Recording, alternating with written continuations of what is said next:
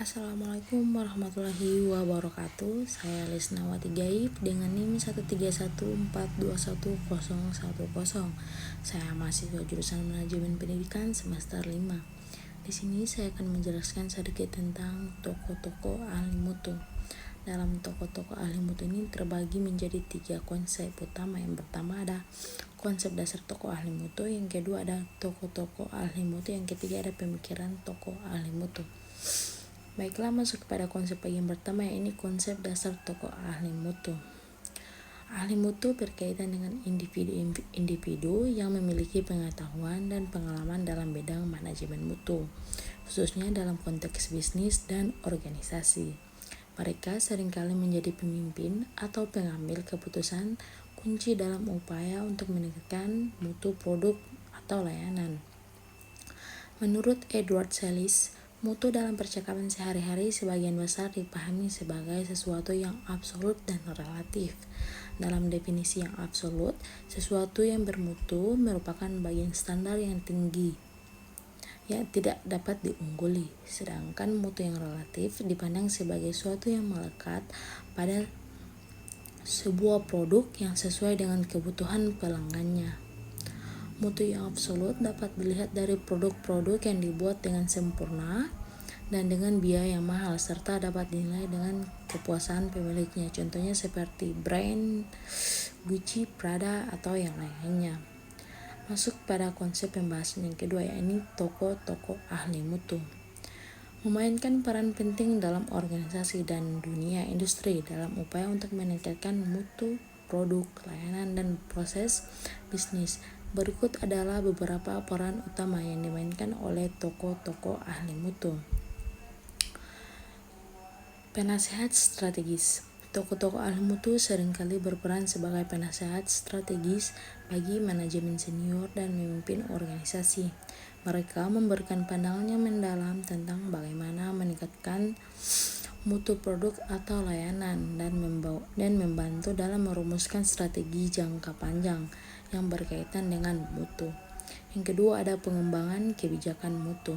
Mereka berkontribusi dalam pengembangan kebijakan mutu organisasi. Ini termasuk merancang dan menetapkan standar mutu, prosedur pengendalian mutu, dan praktik terbaik yang harus diikuti oleh seluruh organisasi. Dan yang ketiga ada pemimpin perubahan. Ahli mutu seringkali menjadi agen perubahan di organisasi. Mereka membantu dalam mengidentifikasi area-area di mana perubahan diperlukan, memotivasi karyawan, dan mengimplementasikan perubahan yang bertujuan untuk meningkatkan mutu. Masuk pada konsep ketiga, yaitu pemikiran ahli mutu. Pemikiran Edward Deming. Deming mengatakan bahwa mutu atau kualitas merupakan suatu tingkat yang dapat diprediksi dari keseragaman dan ketergantungan pada biaya yang rendah dan sesuai dengan pasar. Deming melihat bahwa masalah mutu terletak pada masalah manajemen. Masalah mutu dalam dunia industri adalah kegagalan manajemen senior dalam menyusun perencanaan ke depan. Biasanya, perencanaan tersebut bukan merupakan serangkaian langkah untuk mendapatkan mutu, tetapi lebih merupakan desakan serius terhadap manajemen tentang apa yang harus dan tidak dibolehkan dilakukan agar organisasi berhasil dengan baik. Berbeda dengan pemikiran Joseph Juran. Menurut Juran, mutu atau kualitas adalah kesesuaian yang penggunaan fitness for use.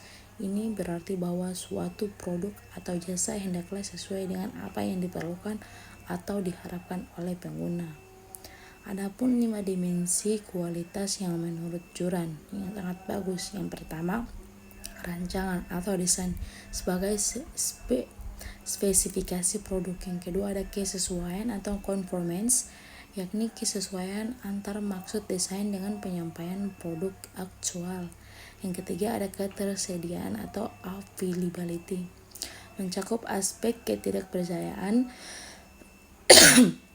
serta ketahanan dan produk itu tersedia bagi konsumen untuk digunakan. Yang keempat ada keamanan atau safety, aman dan tidak membahayakan konsumen. Yang kelima ada guna praktis atau field use, kegunaan praktis yang dapat dimanfaatkan pada penggunaannya oleh konsumen. Berbeda dengan Philip B. Crosby, sesuatu yang dikatakan bermutu atau berkualitas apabila sesuai dengan persyaratan yang ditentukan. Ada dua ide yang sangat menarik dan kuat dalam mutu, yaitu pertama adalah ide bahwa mutu itu cuma-cuma atau gratis, atau biasa disebut dengan quality is free. Dan kedua adalah ide bahwa kesalahan, kegagalan, pemborosan, dan penundaan waktu, serta semua hal yang tidak bermutu lainnya, bisa dihilangkan jika institusi memiliki kemampuan untuk memiliki kemampuan untuk itu. Tanpa cacat adalah kontribusi pemikiran Crosby yang utama dan kontroversial tentang mutu.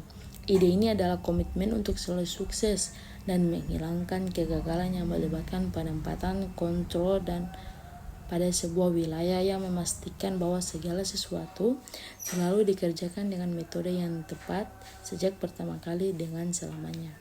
Sekian, itulah sedikit penjelasan dari saya. Bila ada salah kata atau suara yang tidak diinginkan, mohon dimaafkan. Lebih dan kurangnya saya mohon maaf. Wabillahi taufiq wal hidayah. Wassalamualaikum warahmatullahi wabarakatuh.